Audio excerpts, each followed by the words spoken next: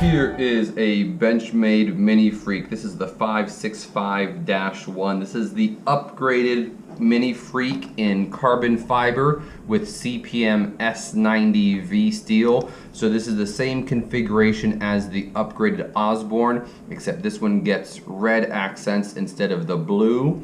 Absolutely great lightweight knife. I like small knives, and this one, it's just a tad bigger than a mini grip, right? Just in the right places for size comparison, literally just a tad bigger. Great size. I do love the Mini Freek. It's got a great thumb ramp here with that jimping on it, and it's just that nice classic drop point that a lot of people look for. They do a great job contouring this carbon fiber. You get a nice grip on it, nice purchase. You can choke up on it.